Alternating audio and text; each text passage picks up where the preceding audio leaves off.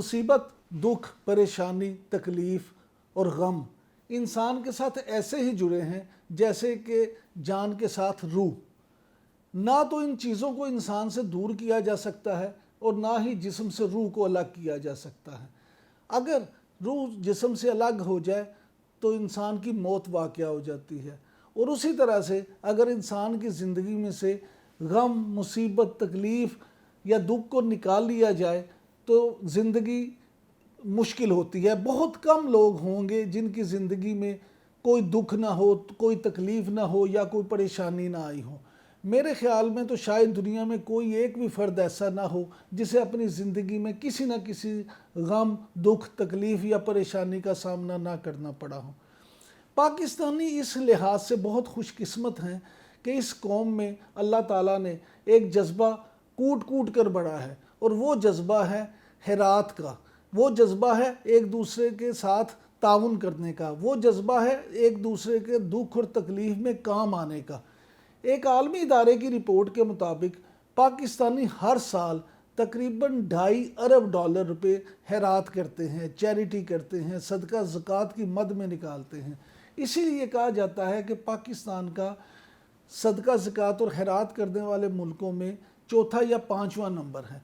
जब पाकिस्तान में ये सब कुछ इतना ज़्यादा है तो फिर हमें कोरोना या जैसी बीमारियों से डरने की क्या ज़रूरत है। पूरी कौम ने देखा, पूरी दुनिया ने देखा कि जब यहाँ पे ज़लज़ला आया, जब यहाँ पे सैलाब आया तो पूरी कौम कैसे उन इलाकों में उमड़ पड़ी और मुतासरीन की किस तरह से मदद की।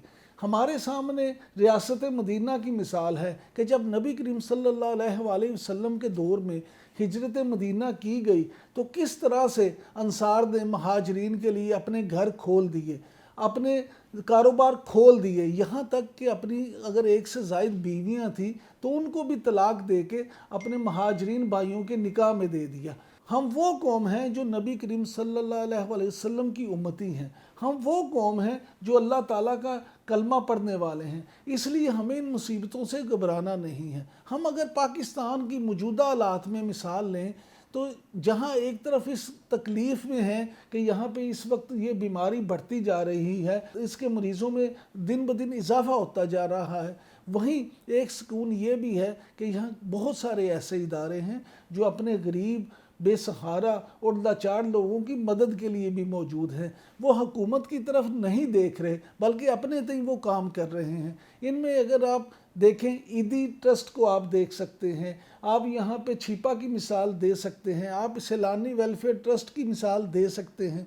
अगर आप जमातों की तरफ आएँ, आप दावत इस्लामी की मिसाल दे सकते हैं, आप यहाँ पे जमात इस्लामी की और उनकी अल खिदमत फाउंडेशन की मिसाल दे सकते हैं। इसी तरह से बेशुमार दूसरी तंजीमें हैं। चौधरी सरवर गवर्नर पंजाब जो हैं उनकी सरवर फाउंडेशन की मिसाल दी जा सकती है। आज हम कोशिश ये करेंगे कि इन इदारों की जो खिदमात हैं आवाम के लिए उनको थोड़ा थोड़ा सा यहाँ पे ज़रूर तज़किरा किया जाए, उनका ज़िक्र किया जाए और उनको खराज तहसीन पेश किया जाए।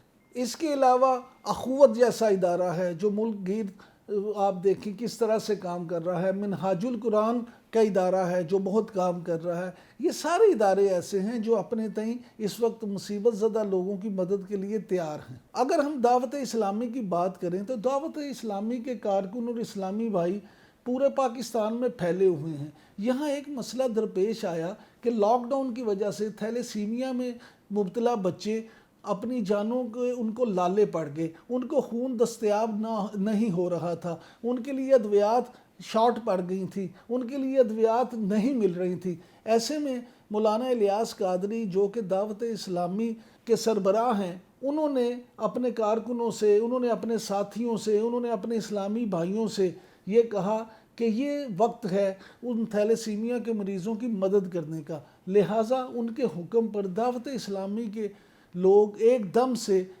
मसरूफ़ अमल हो गए। मुल्क भर में मुख्तलिफ़ जगह पर थैलेसीमिया के मर्ज़ में मुब्तला बच्चों के लिए खुसूसी ब्लड कैंप्स लगाए गए और ये फैसला किया गया कि कोई भी बच्चा इस वजह से अपनी जान की बाजी ना हारे कि उसको खून ना मिल सके। तो تو دعوت اسلامی کے اس کام کو، اس جذبے کو جتنا بھی سراہا جائے، اس کی جتنی بھی تعریف کی جائے اتنی ہی کم ہے۔ ڈاکٹر امجد ثاقب کی سربراہی میں کام کرنے والا ادارہ اخوت کسی تعارف کا محتاج نہیں ہے۔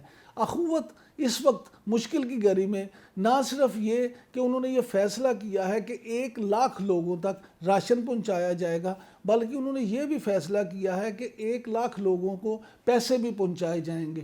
اس کے علاوہ اخوت کی طرف سے موبائل ٹیموں کی صورت میں مختلف چوراہوں پر، مختلف سڑکوں پر، مختلف جگہوں پر لوگوں کو کھانا مہیا کیا جا رہا ہے۔ ڈاکٹر امجد ثاقب کی قیادت میں پاکستان کے دوسرے اداروں کی طرح اخوت نے بھی ہمیشہ اہم رول ادا کیا ہے اور یہی کوشش کی ہے کہ اس مشکل گھڑی میں کس طرح سے پاکستانیوں کی زیادہ سے زیادہ خدمت کی جا سکے۔ جماعت اسلامی اور ان کے ادارے الخدمت نے یہ کیا ہے کہ حکومت کو ان کی طرف سے یہ آفر دی گئی ہے کہ ہمارے پورے ملک میں جتنے بھی ہسپتال ہیں آپ ان کو اپنی تحویل میں لے لیں۔ ہمارا تمام عملہ اور ہسپتال کرونا جیسے موذی مرض سے نپٹنے کے لیے آپ کی سوات دید پہ ہیں۔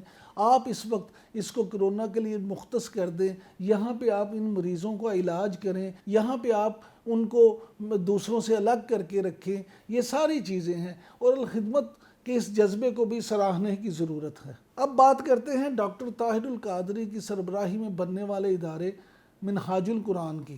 اس ادارے نے بھی پاکستان سمیت دنیا بھر میں ہونے والی مشکلات میں، مصیبتوں میں، تکلیف میں، دکھ میں انسانوں کی مدد کرنے کا فیصلہ کیا تھا۔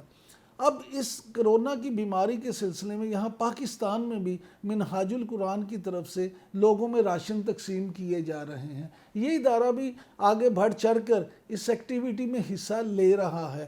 اس ادارے نے بھی یہ بیڑا اٹھایا ہے کہ ان لوگوں میں شامل ہوا جائے جو کسی کو بھی پاکستان میں بھوکا نہ رہنے دیں، جو سفید پوش کسی کے سامنے مانگ نہیں سکتے، ان کے دہلیز پہ جا کر ان کو راشن مہیا کیا جائے۔ اگر ہم کراچی کی بات کریں تو کراچی کی بات ہو اور عیدی کا ذکر نہ ہو، کراچی کی بات ہو چھیپا کا ذکر نہ ہو، کراچی کی بات ہو سیلانی ویلفیئر ٹرسٹ کا ذکر نہ ہو، یہ ہو نہیں سکتا۔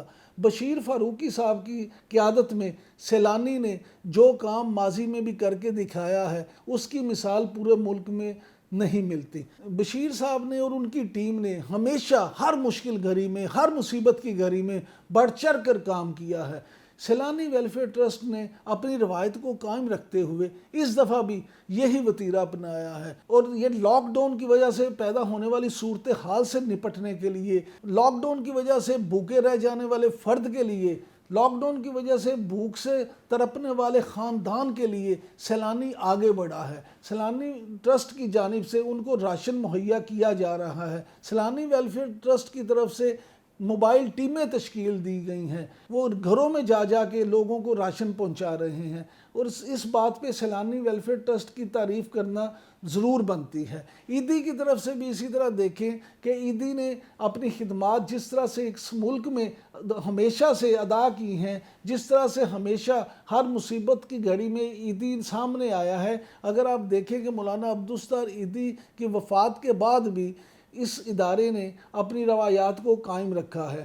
فیصل عیدی اس وقت بھی اس صورتحال سے نپٹنے کے لیے اپنی ٹیم کو ہمہ وقت تیار رکھے ہوئے ہیں۔ عیدی کی طرف سے ہر طرح کی خدمات پہنچانے کا عزم دہرایا جا رہا ہے۔ عیدی کی طرف سے ہر طرح کی تعاون کے لیے، ہر طرح کی امید کے لیے، ہر طرح کی پریشانی کے خاتمے کے لیے ان کی ٹیمیں ہر وقت روڈ پہ موجود ہیں، ان کی ٹیمیں ہر وقت ہر شہر میں موجود ہیں، ان کی ٹیمیں ہر وقت مریضوں کی مدد کے لیے موجود ہیں۔ اسی طرح بات کی جائے چھیپا کی تو چھیپا کی ٹیمیں بھی کراچی کی سڑکوں پہ آپ کو کام کرتی ہوئی نظر آئیں گی۔ چھیپا والے بھی اس کوشش میں ہیں کہ وہ بھی کہیں عیدی یا سیلانی سے پیچھے نہ رہیں، وہ بھی بڑھ چڑھ کر اپنے ملک کی، اپنے شہریوں کی خدمت کریں۔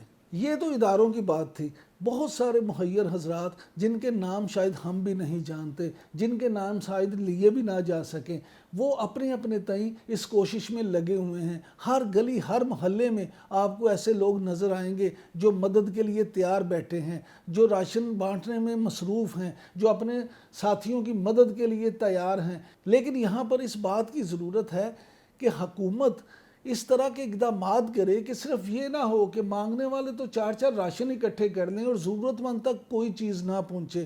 یہاں یہ دیکھنا بھی ضروری ہے کہ وہ ضرورت مند، وہ سفید پوش جو واقعی بے روزگار ہو چکا ہے، جو واقعی اس وقت راشن سے محروم ہے، چیز واقعی اس حقدار تک پہنچے، اور جو پیشہ ور بیکاری ہیں صرف وہی یہ چیزیں اکٹھی کرنے میں نہ لگ جائیں۔ حکومت پاکستان اگر اس حوالے سے تھوڑا سا کام کرے تو ہر سال پاکستان سے تقریباً 1.5 لاکھ سے زائد پاکستانی حج کے لیے سعودیہ جاتے ہیں۔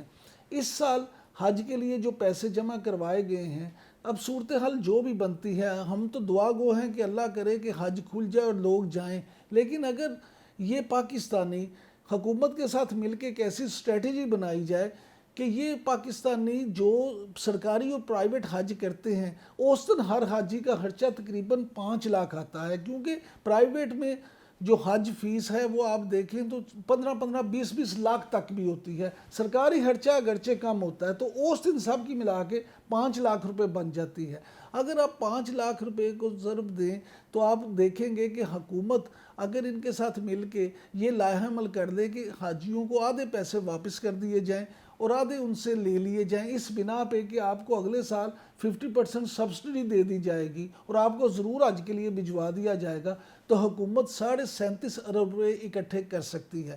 ان سارے 37 ارب روپے سے آپ دیکھیں کہ 37 لاکھ لوگوں کو آپ فی آدمی لاکھ روپیہ بھی دے کر قرض حسنہ کی صورت میں اسے روزگار پہ لگا سکتے ہیں۔ اس طرح نہ صرف وہ اپنے پاؤں پر کھڑا ہو سکتا ہے بلکہ وہ اپنے خاندان کے لیے کمانے کا، اچھا خاصا کمانے کا ایک ذریعہ بھی بن جائے گا۔